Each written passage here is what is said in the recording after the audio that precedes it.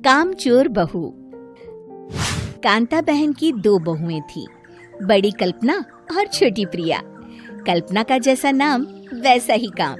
सारा दिन कल्पनाओं में रहती, ना कोई काम करती न कोई धाम।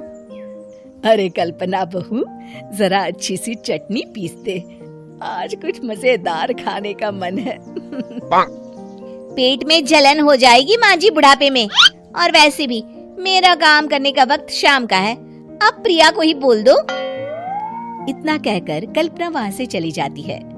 कांता कल्पना के ऐसे रवैये से काफी परेशान रहती हैं।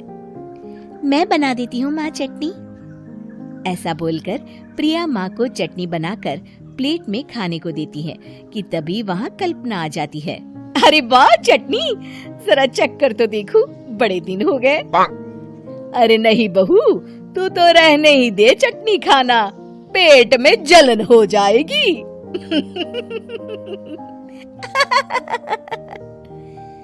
इतना कहकर कांता और प्रिया दोनों हंसने लगते हैं। कल्पना सारा दिन या तो मोबाइल में यूट्यूब देखती या फिर सोती रहती। उसका कमरा भी बिखरा और गंदा रहता। एक दिन कल्पना का पति अशोक उससे कहता है, अरे कल्पना, जानवर भी उस जगह को साफ कर लेता है जहाँ वो बैठता है, तुम तो इंसान हो, कैसे इतने गंदे कमरे में रह लेती हो? देखो सारा सामान यहाँ वहाँ बिखरा पड़ा है। ज्यादा अपनी माँ का बोल ना बोलो। हाँ, कमरा तुम्हारा भी तो है, गंदा लग रहा है तो साफ कर लो। पता नहीं तुम्हारे साथ मैं कैसे जिंदगी बिताऊंगा।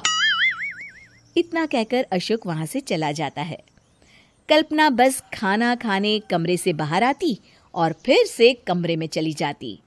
इससे कांता बहन काफी परेशान रहती।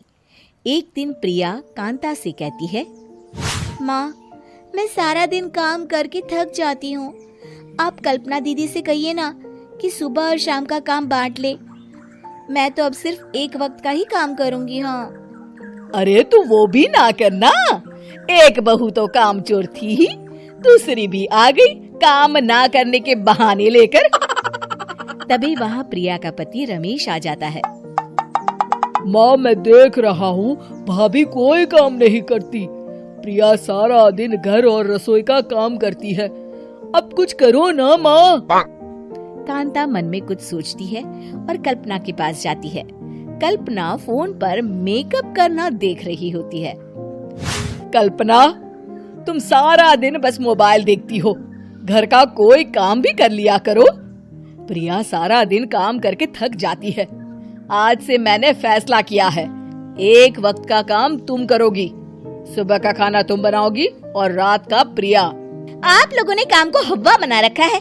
अरे पता नहीं थोड़ा सा ज्यादा काम करने में आप लोग घबरा क्यों जाते हैं। और हाँ, बहुत ज्यादा प्रिया की तारीफ मत करिए मेरे सामने, बड़ी बहू तो मैं ही रहूंगी। मैं कुछ नहीं जानती, कल सुबह मुझे वक्त से खाना चाहिए, रसोई में आ जाना, वरना कल से तुझे खाना नहीं मिलेगा। अगली सुबह कल्पना रसोई में नहीं आती है। वो देर से सोकर उठती है और बाहर आकर कहती है, अरे भूख लगी है, आज खाने में क्या है? इतनी देर हो गई, आज किसी ने मुझे उठाया भी नहीं, पता नहीं कहाँ है सब। कल्पना को घर में कोई नहीं दिखता। वो रसोई की तरफ जाती है जहाँ बड़ा सा ताला लगा होता है। अरे रसोई में ताला? ओ, मैं तो भूल ही गई थी। माँ ने आज से सुबह का खाना मुझे बनाने को कहा था। हे भगवान, इतने लोगों का खाना बनाना क्या आसान है? तभी घर के सारे सदस्य बाहर से वापस आते हैं। वाह माँ जी, मजा आ गया छोले भटूरे खाकर। मेरे मुंह में तो अभी भी स्वाद आ रहा है। अरे कल्पना, तेरे भरोसे रहते तो हम तो भूखे ही रह जाते। कल्पना को बहुत गुस्सा आ जाता है। अब बहुत हो गया, आज से मैं अपनी रसोई अलग कर रही हूँ, मैं अपना खाना खुद बना लिया करूँगी। कल्पना अपनी रसोई अलग कर लेती है, पर आए दिन उसका देर से उठना और काम न करने की आदत से वो भूखी ही रह जाती थी। उसी के सामने घर के लोग अच्छे अच्छे पकवान खाते और कामचोर कल्पना को जैसे तैसे ही खाना बनाकर खाना पड़ता। पर एक दिन तो हद ही हो गई। माँ, दीदी आज सुबह से कमरे से बाहर नहीं निकली, हमें जाकर देखना चाहिए। सो रही होगी कामचोर कहीं की, पर तुम कहती हो तो चलो देख लेते हैं उसे। कल्पना कमरे में पेट पकड़कर बैठी होती है। हाय मेरा दर्द, पेट दर्द के मारे मर रही हूँ मैं।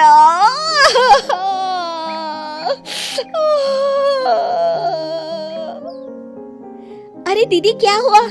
पेट में दर्द क्यों हो रहा है? डॉक्टर को दिखाया आपने? माँ। कल्पना खड़ी होती है और माँ जी के पास आती है। मुझे माफ कर दीजिए, अब से मैं सारे काम में मदद करूंगी, कभी आलस और काम चोरी नहीं करूंगी। हाँ वो तो ठीक है, लेकिन अचानक क्या हो गया जो तू काम करने को तैयार हो गई? कामचोर कल्पना। माँ, लगातार बासी और उल्टा पुल्टा खाना खाने के कारण मेरे पेट में इन्फेक्शन हो गया है। काम न करना पड़े इसलिए मैं 2 दिन का खाना एक दिन ही बना लेती थी। बासी और खराब खाना खाने के कारण लेने के देने पड़ गए। पेट में दर्द हो रहा है। चलो अच्छा हुआ, देर आए दुरुस्त आए।